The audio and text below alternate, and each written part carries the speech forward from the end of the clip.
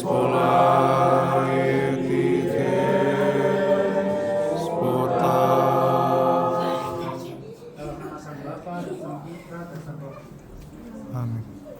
Kita telah mendengarkan Injil tadi pada bacaan yang menceritakan mengenai 5 roti dan 2 ikan. Betapa itu mujizat Tuhan Yesus kepada orang-orang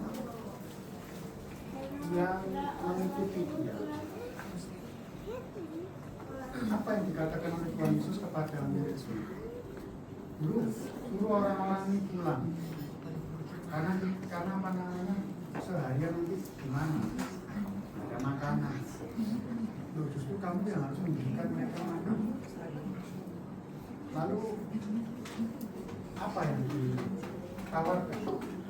Ada pada kita 5 roti dan 2 ikan.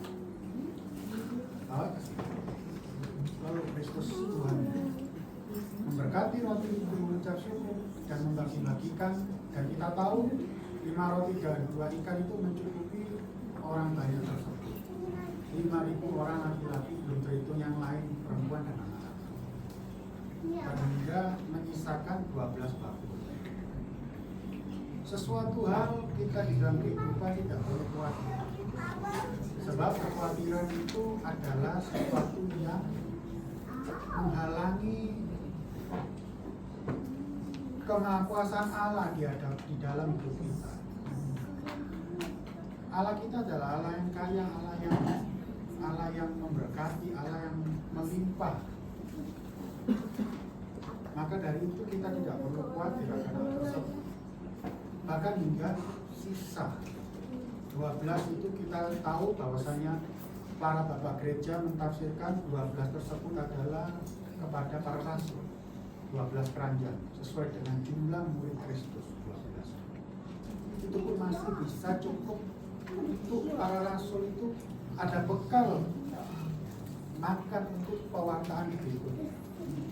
Jadi maka itu saudara-saudara, bila mana kita datang ke gereja, kita ingin berucap syukur ataupun apa, mengucap syukur tidak salah, tetapi juga kita tidak perlu khawatir bila mana kita tidak pernah bisa membawa ataupun apa, lalu kita berhenti untuk tidak hadir di gereja hanya karena kita malu ataupun apa, itu gengsi kita.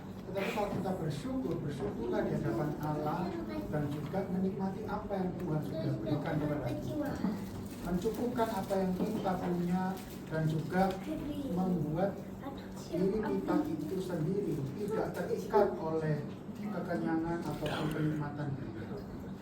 Karena itu boleh menjadikan mata hati kita itu terang dan juga menuntun kepada kita, kepada pemikiran kebijaksanaan yang Allah sudah sediakan. Takut akan Tuhan adalah awal mula dari segenap pengetahuan. Kita tidak perlu khawatir, kita tidak perlu bunda-bulana. Yang penting kita itu menjauhi dosa. Kita menjadikan diri kita itu sendiri malas terhadap segala dosa. Sampai Efraim dari Syria membagikan perkataan bagi kita. Jauhilah dosa itu seperti kita itu lari daripada singa buas. Kan kita tidak mungkin melihat hewan buas yang mau mematikan kita lalu kita aku menyerahkan diri. Diam gitu, tidak mungkin. Pasti saudara lari. Maka dari itu kepada dosa kita harus lari. Seperti kita tuh lari dari singa. Maka dengan demikian saudara-saudara, ketika kehidupan Kristen kita itu sendiri boleh senantiasa memohon kepada Allah supaya kan di dalam itu kalau kita mendengarkan agar akhir hidup kita secara Kristen tanpa siksaan. Kenapa diulang-ulang itu terus? Apakah kita itu kayak tidak yakin akan hidup kita? Doa itu diulang-ulang gak bosan. Karena memang kita diajarkan untuk kita itu konsisten di dalam meminta. Seorang janda berteriak di hadapan hakim yang lalim. Hakim itu bosan gimana? Tapi pada akhirnya apa? Keadilan diberikan kepada perempuan yang berteriak. Ya. Demikian pula tidak lebih daripada kita anak-anak Allah yang selalu meminta kepada Allah. Tempatkanlah diri kita sesuai dengan tempat kita. Cukupkanlah dengan apa yang kita miliki. apapun pekerjaan kita, apapun status kita, adalah tetap di hadapan Allah itu jujur murni. Karena dengan demikian hidup kita akan diubahkan. Kita diminta untuk melepaskan pemikiran-pemikiran lama. Maka dari itu sekarang kita harus melepaskannya. Kita harus maju, kita harus move on, change the mind, kita harus berubah pola pikir kita. Sekarang kita mulai menjadi yang lebih baik. Karena dengan demikian supaya berkat Allah tidak terhalangi oleh karena kesalahan dan kedegilan kita, tetapi oleh karena kerendahan hati kita dikeluarkan. Tetap menjaga iman, karena kita juga tahu pada hari ini adalah perayaan Bapak-Bapak Konsili Gereja Ekumenis yang ke-6. Siapa yang tahu konsili ke-6 itu di kota apa?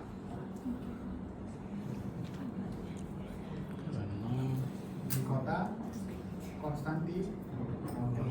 Dari Nikea berakhir di Nikea lagi. Jadi ini yang ke-6 berarti Konstantinopel. Bapak-bapak gereja pada peraturan konsili ke-6 itu merumuskan banyak segala peraturan, mulai dari yang sudah pernah dia lakukan di konsili-konsili sebelumnya, dan juga pada konsili ke-6 itu merangkum semuanya. Tidak ada lagi penambahan tentang simbol beri, simbol iman, tidak boleh ada penambahan lagi anatema bagi yang ini. Lalu peraturan segenap kehidupan gereja, klerus, mulai diatur sedemikian rupa pada konsili ke-6. Gereja berkumpul untuk mempersatukan, untuk menjadikan semuanya itu sesuai dengan apa yang diberikan oleh para rasul. Dan itu sudah berhenti hingga saat ini sampai kepada kita tetap menjaga. Tidak perlu penambahan atau pengurangan. Kita tetap berjalan di dalam iman kita. Kita orang Kristen, hendaklah kita hidup di dalam kebenaran. Kita orang Kristen jangan seperti anak-anak kegelapan, tetapi harus seperti anak-anak terang. Karena kita adalah anak-anak terang. Tidak perlu malu kita itu membuat tanda salib ketika kita makan di luar ataupun apa. Tidak perlu malu, karena salib itu adalah tanda kemenangan, tanda kebodohan bagi dunia, tetapi tanda kemenangan di dalam Kristus. Kita tidak perlu malu, kita mulai belajar, kita mulai sekarang belajar rendah hati, kita juga mulai serius dalam segenap kehidupan, aspek kehidupan Kristen. Saudara-saudara, saya ucapkan selamat bagi mereka yang telah menerima perjamuan kudus. Perjamuan kudus komuni adalah kita menyatu dengan tubuh dan darah Tuhan, yang dengan demikiannya kita harus mempersiapkan dengan penuh kerendahan hati.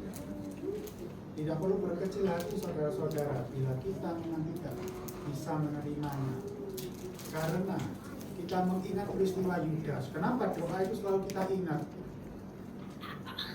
Supaya kita tidak mencium bagaikan kita mencium Yudas. Karena apa? Kita bisa mengkhianati iman kita. Kita harus hati-hati di situ. Jadi tidak terima pada hari ini, tidak berkecil hati. Ada kesempatan lagi. Gunanya untuk apa? Mempersiapkan kita. Kalau kita tidak merendahkan diri kita, kita memaksakan, kita akan seperti Yudas yang jahat. Yudas komuni, Yudas menerima tubuh dan darah dari Tuhan Yesus itu sendiri, tetapi kenapa setan yang masuk?